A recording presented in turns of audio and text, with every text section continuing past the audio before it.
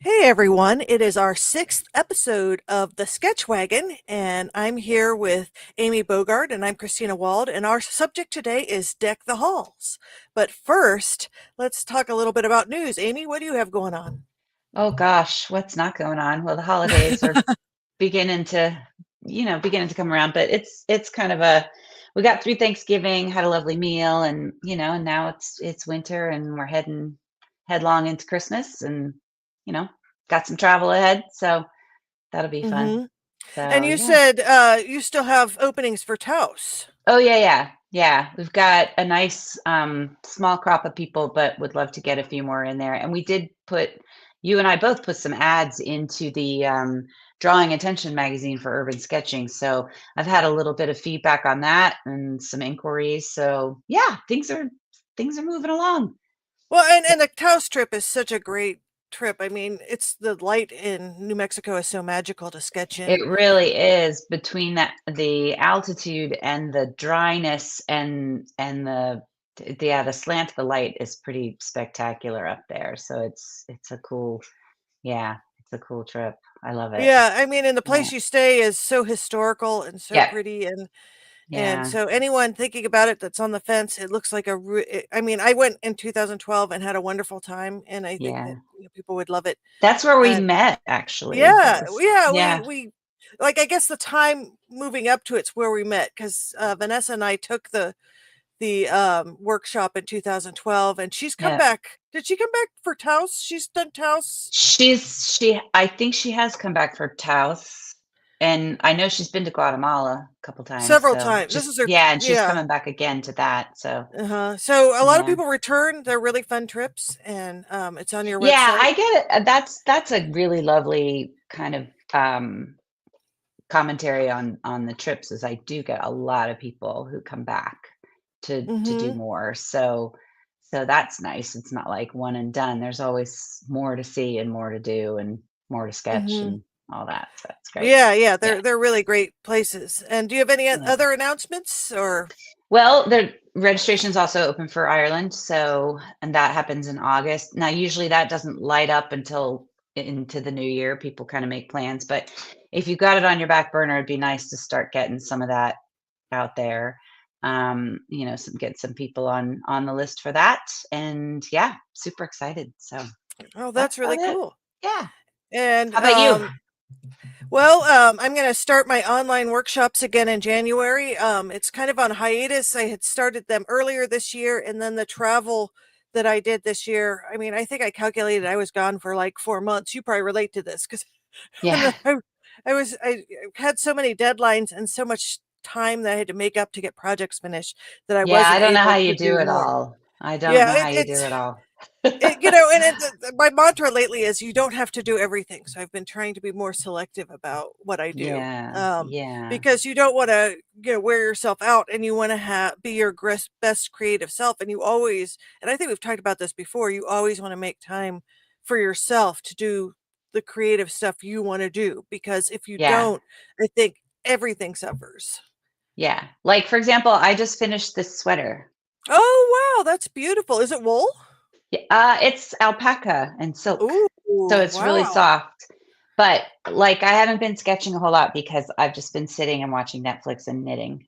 And to me, that's like one of the things that I do when I just kind of need to like nest a little bit. And this time of year is when my knitting, like, I'm back into the Mhm. knitting. Well, So that's kind yeah, of a flow state. That's, it there's is, and it's, just one more way to be creative and, mhm, keep your hands moving and whatever. So it's not, I mean, I love sketching and I love painting, but I do a lot of other creative things and they're all valuable. It kind of ebbs and flows in like seasonally. mhm. So yeah, I think that's Yeah. an important thing to remember, especially this time of year when, like, things get really busy and you might not have as much time to kind of devote to your own creative pursuits, but to have it running in the back of your head or to have some knitting in your bag in the car when you're traveling or whatever, just to kind of remember that we're all creative beings, even when the world is coming at us reckless. So, And knitting is just as creative as, and it's good because it keeps your hands moving. And this time yeah. of the year, like arthritis kind of can be a problem for some people, and it really is Yeah, good, like exercising those hands.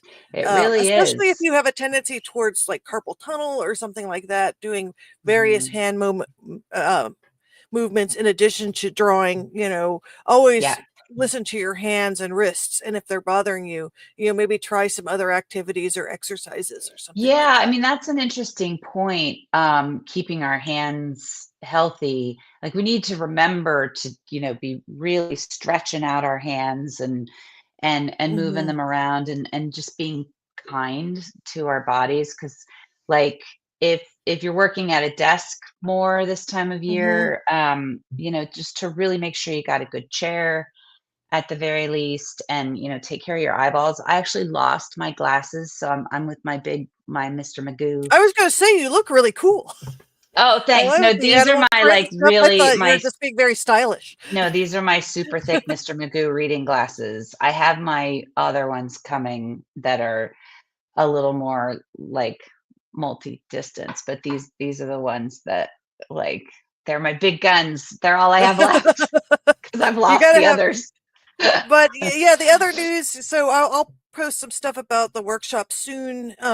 Because I don't remember off the top of my head. I should have pasted it in our notes what the one in January is going to be. And then of Mhm. course, we still have spaces for Morocco, as Amy just referenced. It's in this month's drawing attention, and right now there's enough interest in it to fill it. So if you want to Well join done. us.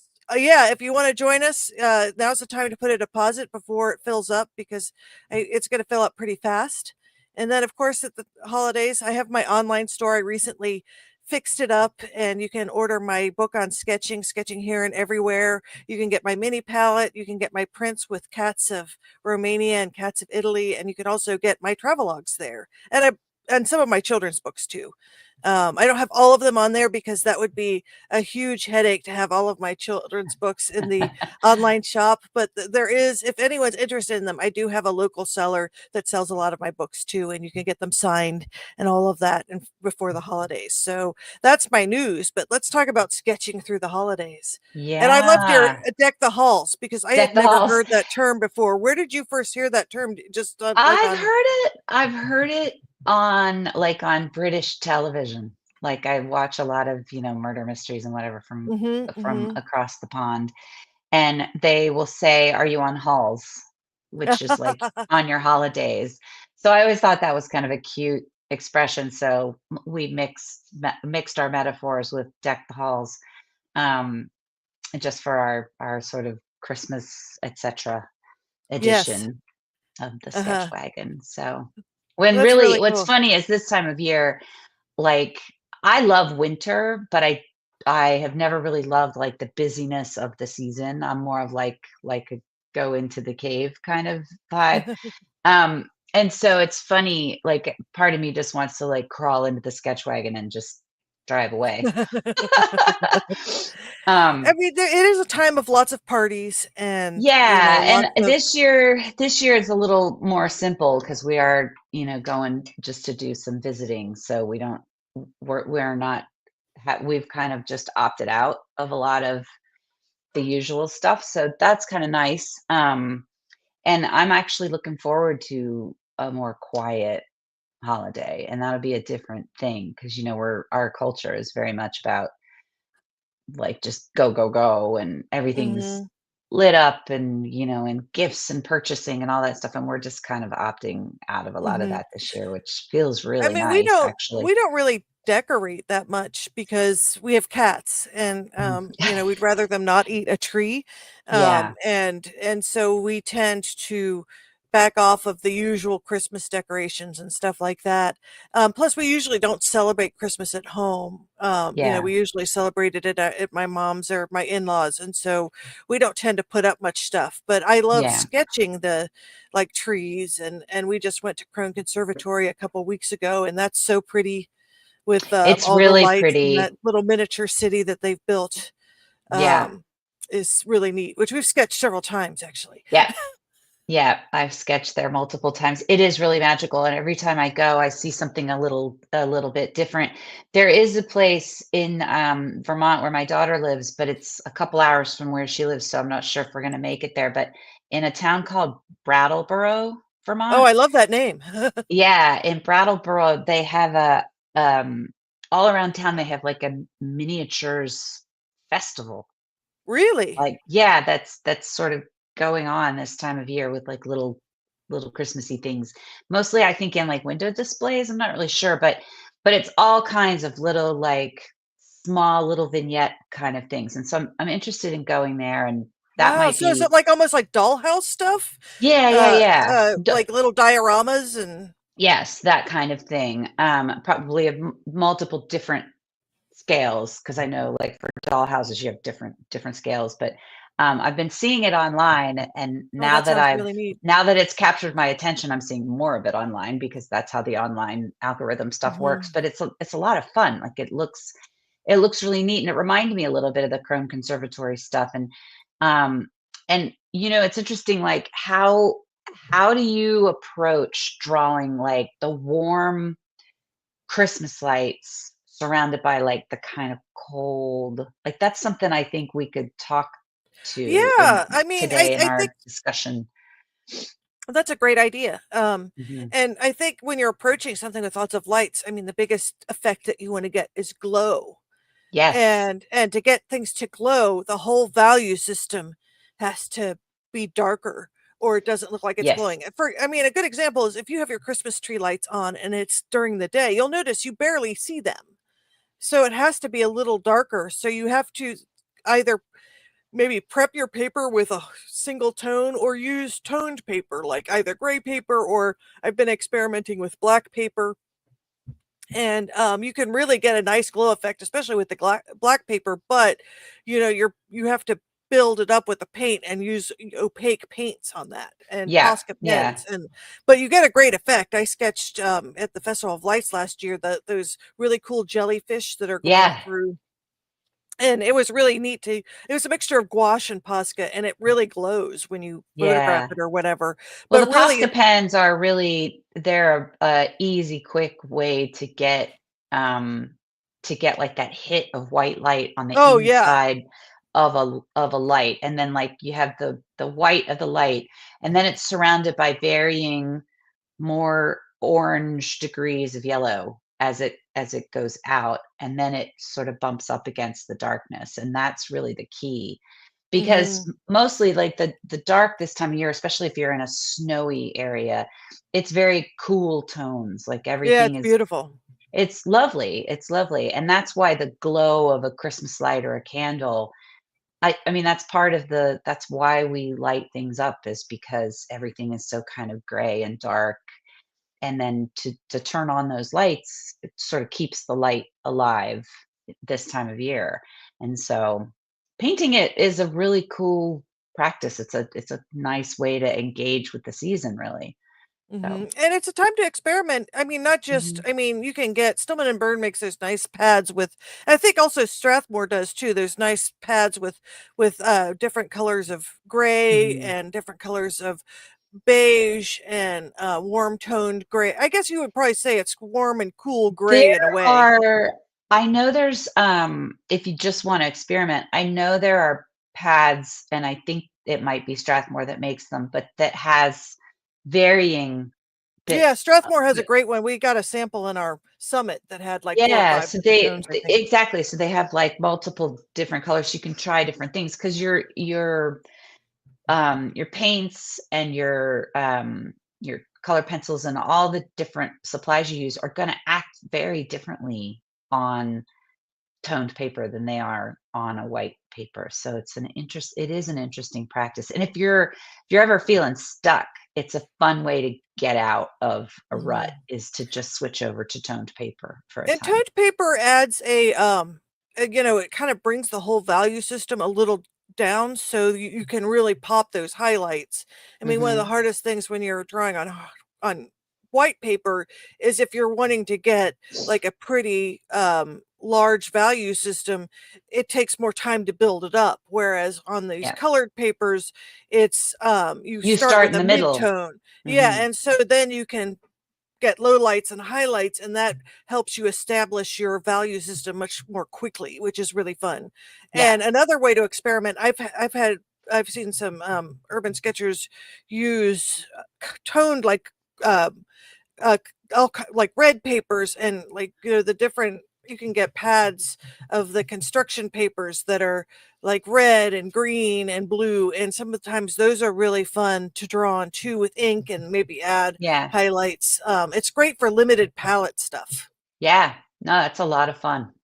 Yeah, so it's, I highly recommend it. And you could even, I mean, now's the time, like you could even, glue paper to your sketchbook and kind of do Mhm. some collage stuff with I mean, really lean into the mixed media. It's kind of a way to, there's a lot of stuff floating around, craft stuff floating around this time of year. Because There is, everybody's and if you use watercolor or gouache, and mhm. you are thinking, oh, I'd love to do something with mixed media, but like the watercolors wouldn't work with that. You can sort of you can glue it all down, and then there's a medium, like a watercolor medium, a clear watercolor medium that you can just paint over. Either like you can paint a book cover or a book page. Like my husband paints on book pages, Which and is he'll really just awesome. yeah, and he'll just prep a page with watercolor medium, and that way he can draw on that. So you really can get creative, and it's a lot of fun. Hmm. And then you were talking about how to sketch snow. So what's your favorite thing about painting and Well, sketching snow? the so again, it's about value. It's about leaving the white white. I was kind of looking it up because I've been teaching it to some of my students here at home. And one good way is to really kind of establish the landscape. So different hills. And you do that with like a paintbrush filled with like a really nice dark, and then you kind of make the hills, and then you pull from that up into the sky. And then the other concept that especially if you look at, we had a recent snow here that was real fluffy and was like sitting on Oh, it's so all the pretty. yeah, it was sitting on all the trees and whatever, and I really spent a lot of time looking at it, and in order to make that believable, the white of the snow is heavy, so that it Yeah. has a weight to it. So not only do you kind of work around the negative space of the snow outside of the snow on the log, but the little space between the snow and the log or the stick itself has a shadow under it. So you have to account for that. You have to let the snow kind of be the bulk that it is. It's like when we sketch, what we're doing is creating a three-dimensional optical illusion on a two-dimensional space. And in order to create that space, you have to give things their dimension and their weight and their heft, and you do that with shadow and light. So it really is about making sure that you've got a very subtle but shadow underneath the snow that's sitting on something. So I would look to logs that have snow on them, or sticks up in the trees that have snow on them, and look for that liminal space between the snow and the stick. Or look at a bird feeder when the snow like sits on top of the bird feeder. you know Look around the edges of where the snow sits and see what's happening between the bird feeder or the log and the snow itself. And there's something at play in there. And if you kind of zoom in on that with your eye or even with a camera, and figure out, like, is it slightly darker under there? It usually is, because the snow is creating shadow. So And I love the shapes of when you mhm. have a snow like what we just had, where it all clung to the trees and rooftops.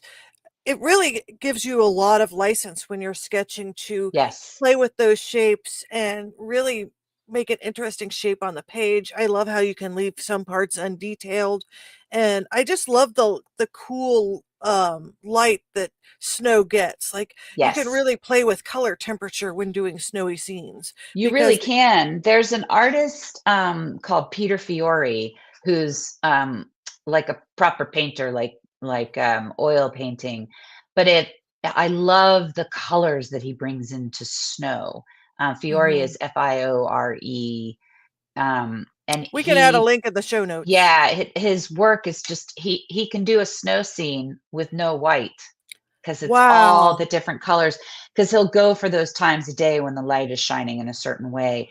But back to your point about the shapes of things, I would say when I'm gonna make snow in a drawing, I'm not gonna start with pencil. I'm gonna try being more washy, like stick Hmm. with paint for a while, because if you give it too much of a line, you might lose that shape of the snow. And so it's tricky, but it's a lot of fun. So I'm trying Hmm. to I think if love snow I scenes. They're so fun to paint. yeah, I have a snow scene. Where is it? Oh, it's right here. This is Yay. us being super professional. Yeah, so I did like a little sample on one of Oh. those little sample cards and just kind of, and you look for little tracks in the snow which have shadow in them. I mean, this was just a quick like 10-second demo that I did for a student, but yeah, just finding the light and finding the dark. I mean, that's really the trick to everything. So, Hmm. Hmm. Yeah, and edges against edges to get things to yes. come forward. And I mean, I think that's really important when you're doing a Hmm. snow scene.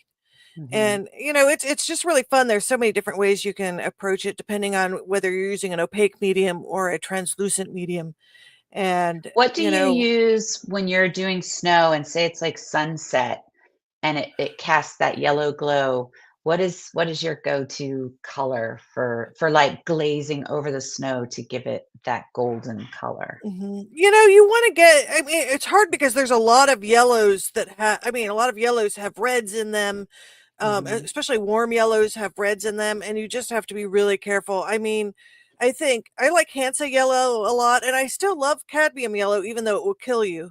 Um, and so that I actually tend to keep though a deeper yellow and mix it with white. Now with Mhm. watercolor, you probably can have several yellows to mix with, but you like cadmium seems to pack the biggest punch to me.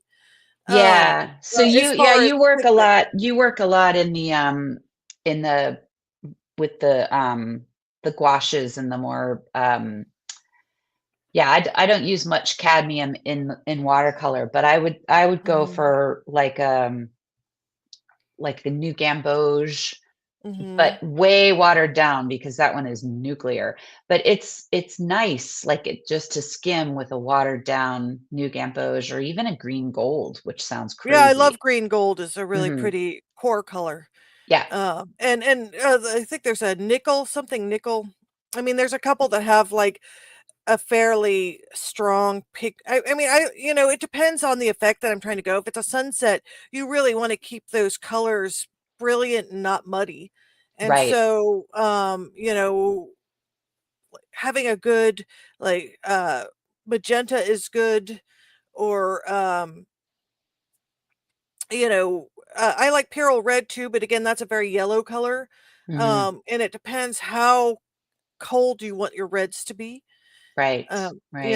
A lot of it just depends on, and I really love phthalo blue because that tends to be such a strong blue that it doesn't get muddy. Right. But it depends on the effect you're trying to get. If you're wanting more of a bright scene, or if you want something that's less bright, like ultramarine blue is magic and shadows, but it's not a bright blue. No. No. It's yeah, it's interesting playing with all these colors. I mean, one of my favorite things is to do those night sort of scenes like in Hmm. our placard for this episode. I Yes. I did the little mice scene, and it was, nighttime, but it was bright. Like Hmm. in their little world, it Yeah, I was love bright. that blue you have in that picture. Yeah, it was a combination of multiple blues, I'm sure. So, Uh-huh. What are your yeah. favorite colors? I notice people are watching. People can put in the comments if there's Oh, colors yeah, that I'd they love to like. know what people's Yeah, people's like what are favorite your colors are. favorite colors for doing snow scenes? And I mean, there's something about the thing that's so pretty about snow is it kind of covers up a lot of stuff. Yeah. So like aspects of say a street scene, a yard scene get covered. And I think that's why it's so pretty, is that it's Yeah. sort of you're sort of dulling the whole, you're kind of making a more monochromatic scene when you're doing a snow scene It's because muffled. yeah, you Yeah. basically are covering up most stuff that has detail on it, and I think that Yeah.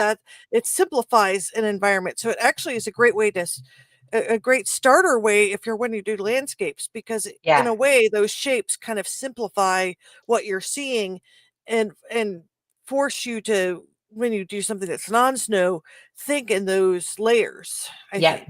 Are you familiar with that painting, of Mount Adams? And the artist escapes me right now, but Oh, it's yes, I've seen it so many times, yes. yeah, Who was it there? the art museum always Yeah. posts it when there's a snowy day, and it's one of my favorite paintings, and I should know the artist, but I'm terrible with names and I know, I just saw it, details of like, things. yesterday on Facebook. Yeah, it's gorgeous, but, again, it's those muted colors. So we were talking about earlier, like, in order to get, like, brilliant lighting in a snow scene, you need the dark up against it, but that painting in particular is probably only 3 or 4 steps in the value scale. So And it it's like a varies. mid-tone, it's a It's all mid-tone, very which there's something mid-tone. It's kinda magical. So mhm, it really, like, we might say, "Oh, you need all the scale of the value scale to create a snowy scene," but that's also not necessarily true. As with everything in art, there's an example that breaks, there's many examples that break the rules. So, mhm. yeah, Yeah, I love how there's an artist whose work I really love, and she's really good about painting like a dark scene, and when I say dark scene, what I mean the lighting's really low, and so right, she'll add some and her name's Pauline Voss, I'll put, a link in the show notes, and then she'll have like, the character will be wearing jewelry or something, and it really pops because she'll keep right. that value system low except for that highlight, and Yeah. then that really makes it glow, and it Well, takes a bit of discipline to that's one way to make anything in any drawing, be it winter or not. If you want something to sort of pop out, you put some if you want something to seem lighter, you put something darker up against it. I mean, that's kind of like the rules of the road, basically. So if you want something to really be bright in a drawing, everything else around it is going to need to be a little bit darker or a lot mhm. darker, ideally. So Yeah, yeah. and sometimes it's hard, like, especially, like, with watercolor, it's not necessarily designed to be on that lower value system, and I think that's why colored papers tend to have an attraction because you have to really put a lot of layers down to get a picture that's all dark or, Mhm. um, not necessarily I've actually seen some watercolor artists that just, have a fairly high pigment, Well, I have a dedicated concentration. Yeah. palette for Yeah. my shadow colors Yes. that I keep all kind of in one little palette. So and it's got like, it's my go-to sort of just standard shadow is like a French ultramarine with like a burnt umber, maybe. Mhm. And the 2 of those together make just such a beautiful dark gray, and you can make it Yes. nearly black. They're lovely, and but I also have a purple in there, a couple different kinds of purple. Perylene, green and perylene violet together also make a lovely neutral kind of gray.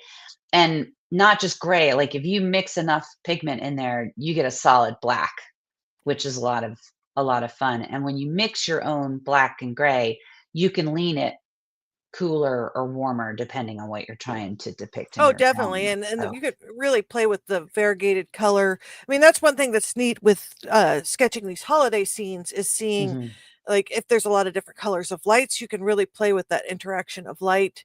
Um, absolutely.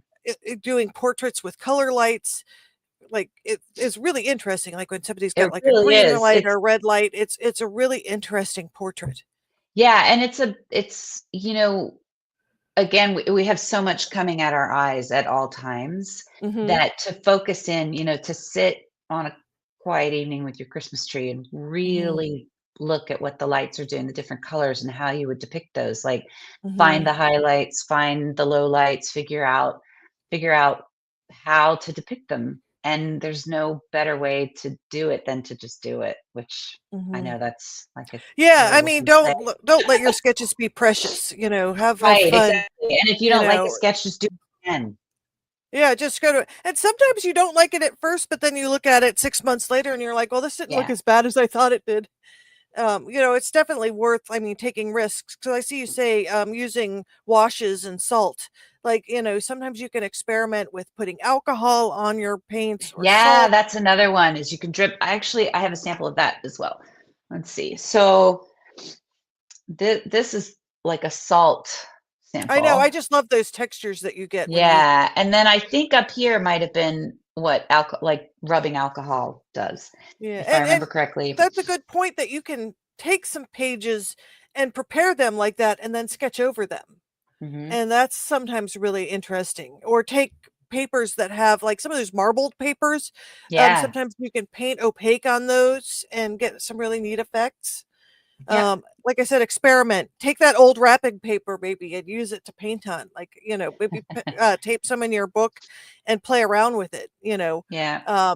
Like you Your could even, Christmas you were talking cards. about, you could put even a matte medium over it or something if you don't like, if it's Yeah. got too slick a texture, Yeah. and you can really play with it, and have fun with collaging and that kind of thing. Yep. Um, and I love this point you had here, giving ourselves a bit of grace when we can't find time, because this is a particularly busy time of the year. It So, is. It is. maybe keep your sketchbook at hand, but like have a ballpoint pen and just do something really quick. And then maybe Yeah. dab some color on it late, or like you were saying, don't even do pencil, take a brush and just do some quick studies. Hmm. Yeah. Don't feel like I you don't know, have time. for those of you who like to use those little paint brush pens kind of that have the water in them, Yes, you yes, those are great. you can fill them with ink Mhm. and then use those as like almost like a brush pen to Mhm. paint with. So that's a Yeah, lot of and fun. they even sell some preloaded with inks too that I've seen, but it's Hmm. probably better to do it yourself so you can get the color that you like, Yeah. and sketch Yeah. with it, and that's a great way to, just have minimum materials, but, you don't have time to sit and sketch for hours.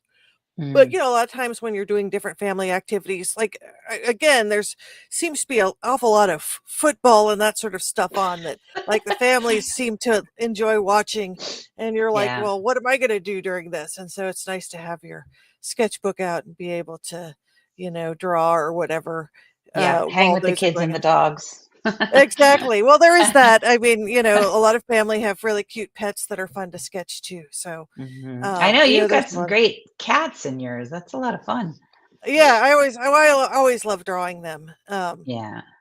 And it just there's a lot of different ways you can, get through the holiday. But if you don't, I mean, don't feel like you.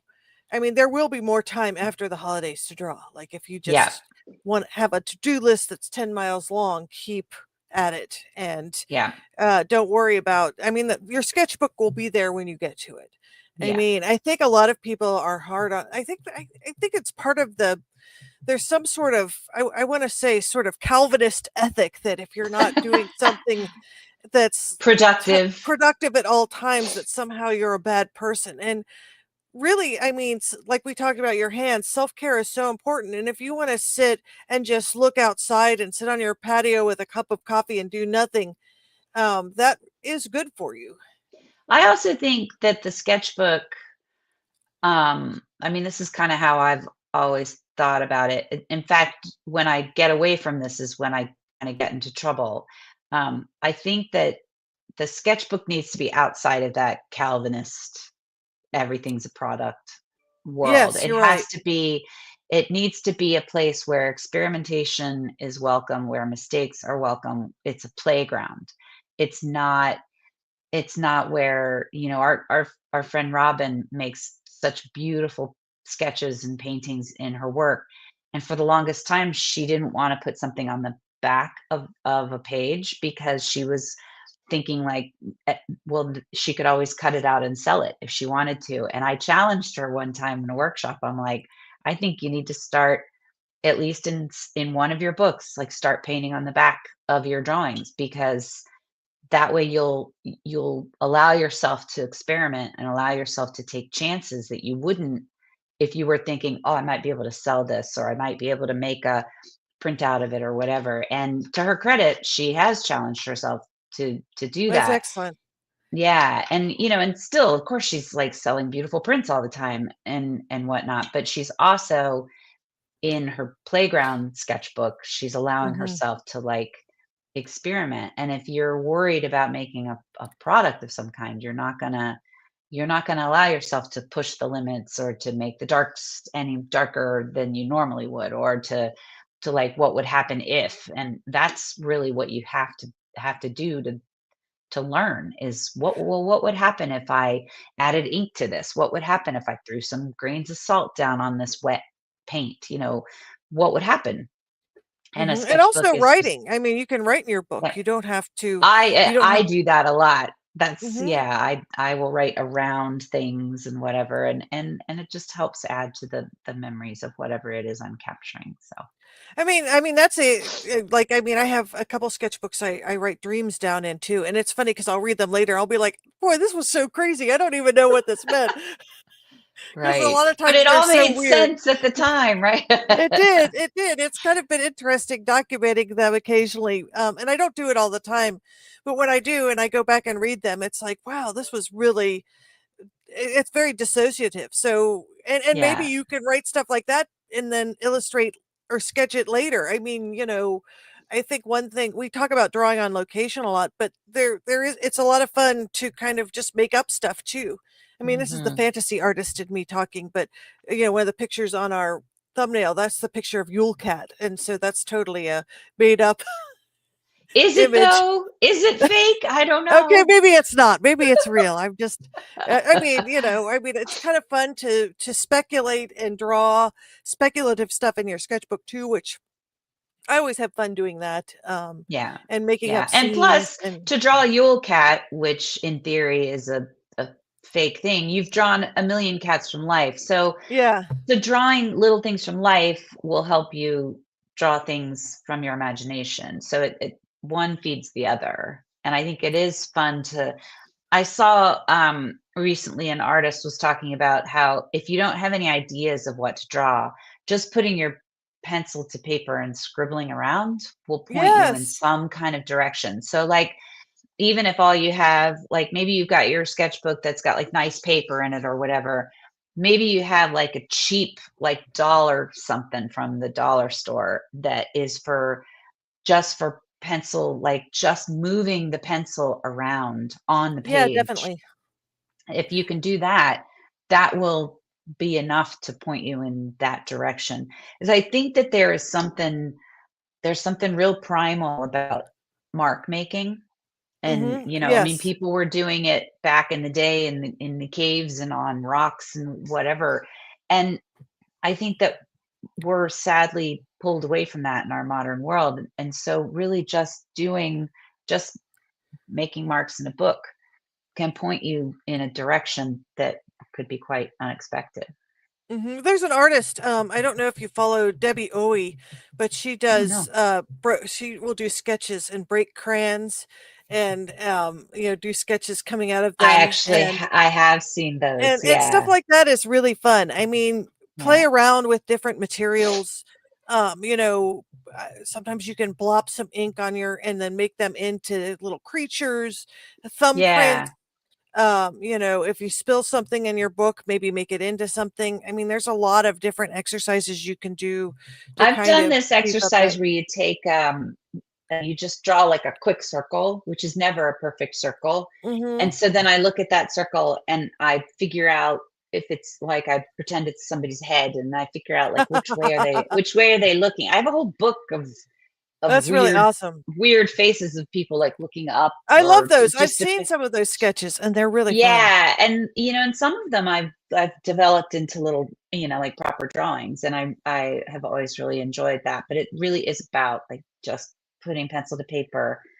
So yeah. And, you also have here sketchy gift ideas. So, and Yeah, and also I people mean that are sketchy like not like sketchy like, oh, um, that might be a discussion for a different podcast, but but for us, maybe you think about giving gifts to your family to get them sketching.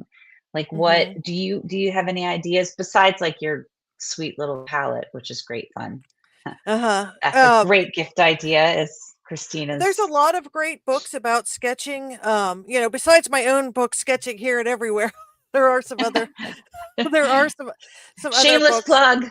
Yeah, shameless plug because I kind of talk about urban sketching and sketching from life and also making up sketches. But there's a lot of good sketching practice books. Actually, recently, James Gurney, who I've always admired his work, Yeah. and Thomas Kincaid did a book like 20 years ago that came out. Actually, I think it's longer than 20 years ago. They went around the country and sketched, and it's a really nice, solid book that was just re-released. And I love a lot of those old books. I don't even know if a lot of them are in print anymore, but some of those are very useful. The Loomis books are wonderful, and more recent stuff like the Danny Gregory books are really good because I like Yeah. how he encourages you to just draw and make marks and Well, that sort my of thing. favorite, my favorite, favorite sort of all time, just like the tome Mhm. that I think would get even the least sketchy person sketching is How to Make a Journal of Your Life by Dan Price. I Mm. love that book. It's tiny. I don't even Uh-huh. know if it's in print anymore, but it talks about how and what to draw. It's very, very straightforward. He works with like just little micron pens, but you could use ballpoint pens, you could use pencils, anything. Mhm. And then he adds a little bit of color here and there, and he's where I figured out how to.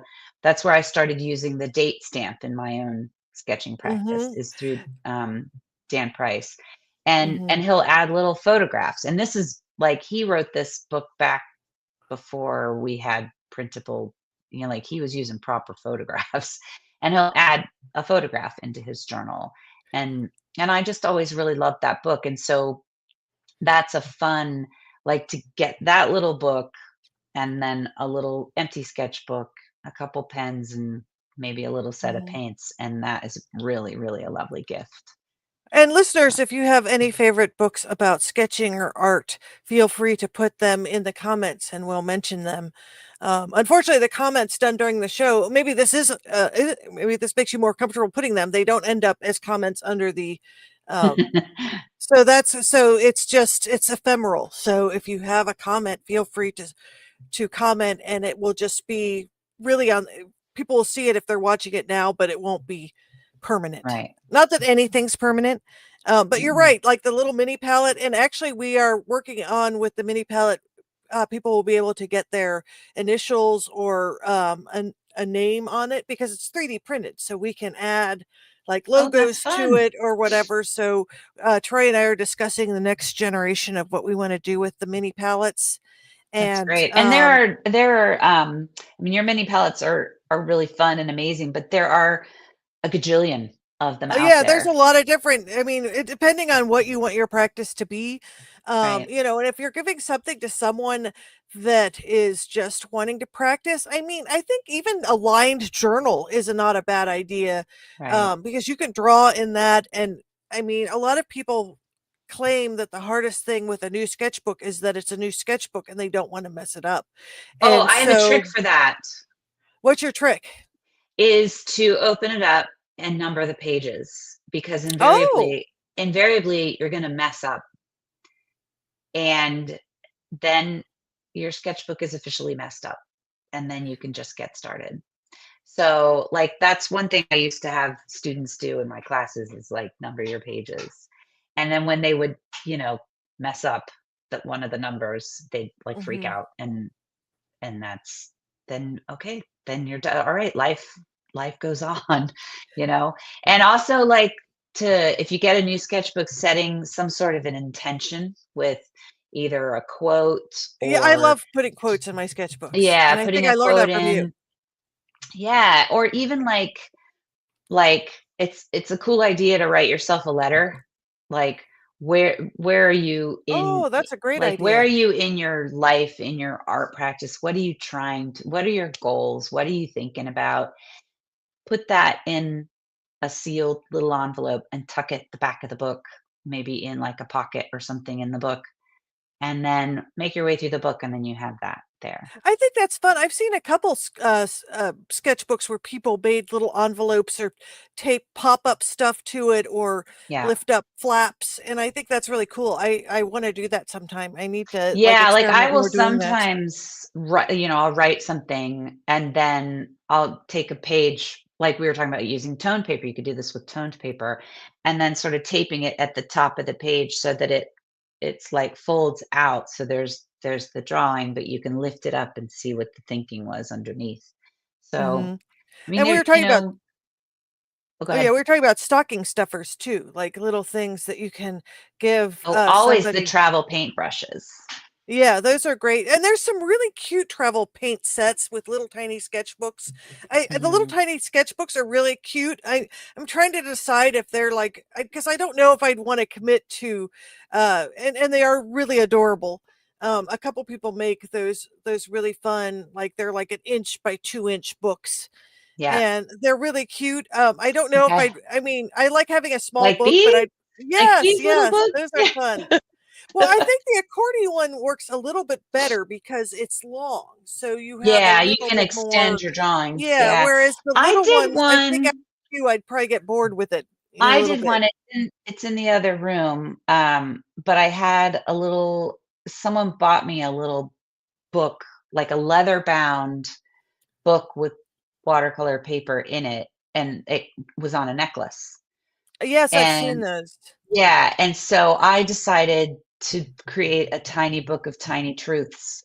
And so I did like a whole, I think I had a video on it a long time ago, like on the socials or whatever. If I find it, I'll pop it in the show notes. But Mhm. um, it was just like little things to remember, like little, I don't know, like don't take yourself too seriously kind of things, like little life advice sort of things that you could wear in a tiny book, and it was the sweetest thing. It was maybe only an inch and a half by an inch, like it's tiny. Wow. And so it's great to it's a good way to try to work on details, Mhm, like because mhm. not Oh, all yeah. paintbrushes are created equal. It gives you a real sense of control to be able to work that small. Mhm. um Yeah, I yeah. find that I mean, I think they're very cute. I think I probably would do a couple things in it and probably just go to my normal sketchbooks, but Yeah. that doesn't mean it just because it's not for me doesn't mean it's not for everybody. Like, some people, that might Right. be the light bulb that goes. I mean, that's the thing that's so amazing about these sketch practices is stuff that everybody has different things they love to do and different ways to approach it. Yeah. And that kind of takes us to, you said, our favorite holiday themed art books and movies. And some people like to even sketch by freezing a movie and sketching from it, and which is a really Yeah. fun exercise. That's a But fun practice. what is your favorite holiday themed art book? That's an interesting thing. And I'm trying to think if I have one that's exclusively holiday themed, and that kind of ends Yeah, up I was being, thinking more along the lines of like children's books that you would ah, have yes. that are artful. Like I have a couple here. So when my kids were little, one of our favorite books was The Mitten. You remember this one? Oh, that is so cute. Yeah. Yeah, and it was from back in the day. Like we loved the story so much that we found the original, Oh, which was a Ukrainian, apparently it's a Ukrainian folk tale. And so wow. Jan Brett did her version of it, but then there was these I love and I always loved these. I loved the illustrations in them were so sweet. Oh, those are really adorable. They're Well, really and I sweet. love how And the book's a mitten. the book is a mitten. Yeah. And then she did another one about, and I've lost the cover page to it over the years, but this one is about a hat and it's the same idea. Oh, So yeah. and I've got a Those were couple things. Oh, go on.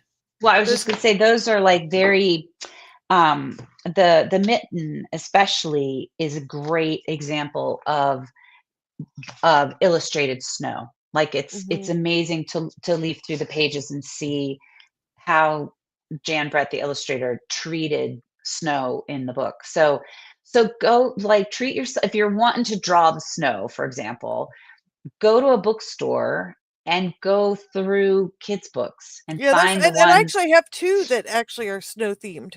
Yeah. What do you Um, have?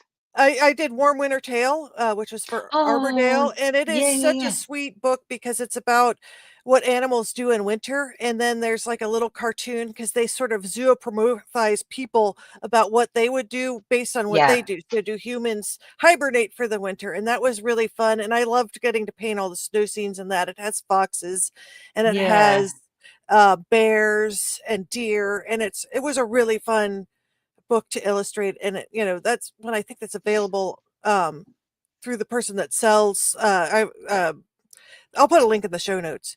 And then Yeah. I did a book called The Train Rolls On to the North Pole, and that was the only Christmas book I've ever done. And Yeah. I thought it was really fun because it starts with a spa day for the deer, and so they're all in a spa getting their hoofs done and everything, and then the train has to get them up to the North Pole, and so Oh, that was that's so fun because I got sweet. to design, like, Santa's, industrial complex that they come up to, and that was a really fun one to illustrate snow and the trains going through a snowstorm and all these Yeah. Christmas Oh, and trees, the and it was Polar really Express. Oh, Polar Express is a really popular one. I love the Mhm. illustrations in that. I don't love the Yeah. 3D the animation they did of it so Yeah. much, but I like the artwork in the book. But Yes. Yes. it was, both of those were really fun to do. And then what's your favorite holiday movies? Oh gosh. I mean, I think I mentioned this last time, but I was talking about Love Actually and Oh, how yes, that's yes, that I scene remember at the that. beginning, the airplane airport scene. That's a Uh-huh. great one to draw people because, people are meeting and greeting and hugging and whatever. And so that's a fun one. I love Elf, Buddy the Elf. Mhm. Like I think he's hilarious. I don't know, what about you? Our favorite Christmas movie that we watched for years was Bell Book and Candle, which I was don't know if I've made in seen the that one. 50s, and it Uh-huh. stars Kim Novak and Jimmy Stewart. And Mm, it's about a group of witches that live in. So it's not specifically a Christmas movie, but it takes place over right. Christmas because it's about a group of witches that live in New Oh, York City, and it was made in the 50s. So it's got, like, some really interesting allusions to the 50s and the beat yeah. culture, and actually, interestingly, the gay culture of New York City, because the author was really writing about more like the secret nightclubs in that they Wow. had, but of course it's witches in the but it's an amazing movie, and I named my cat Pyewacket after the cat in the movie when I was little. And it's a great movie. You can usually see it on Turner Classic Movies. It Mhm. was based on a play, and so that's a really fun one. And I also love the vintage, like The Year Without a Santa Claus is a great movie with Oh, the Heat yeah, Miser all of song, those. and so And that's the probably one of my Rudolph. favorite. Yeah, Yeah, the yeah. old Rankin Bass Yeah, was The Year shows are Without a really Santa fun. Claus the one that had the Land of Misfit Toys? No, that was Rudolph That the Red-Nosed that was Reindeer. Rudolph, okay. Yeah, and so Yeah, all of those are so, so classic. Love yeah, I them. mean, the stop motion animation that they did was so fun. I mean, especially now because everything is so 3D and over rendered, and Yeah, there's something about the way they did the simplicity with the with the puppets and stuff that they yeah. made these shows with that Well, was really speaking of interesting. speaking of puppets, what about the Muppet Family Christmas? Oh yes, that's a Love I that forgot to say, one. like, last year we were at my brother's to celebrate the holidays, and I think we watched every Christmas Carol. So you could even talk about what is your favorite Christmas Oh, Carol The adaptation. Muppet Christmas Carol is one of my favorites. I mean, I think they did a really great job of like being the Muppets, but also interpreting a classic I have to say my story. favorite is the Mr. Magoo Christmas Carol. I think that's the best adaptation I hands don't think down. I've seen that in It's a years. musical and it is so good. The art style is so fun. If I don't know if you can stream it somewhere, but I think it's Oh, probably it's one got of to the be on the best YouTube. adaptations. Yeah, I mean, so those are probably my favorite Christmas specials. Oh, Um, that's but great. there's a lot of, I mean, there's the old Albert Finney version, it depends what you love in A Christmas Carol. So there, Yeah. or even Scrooge, some people love that one, or, Yep. so there's a lot. Tell us in the comments what your favorite Christmas specials are, Christmas movies, and or holiday movies.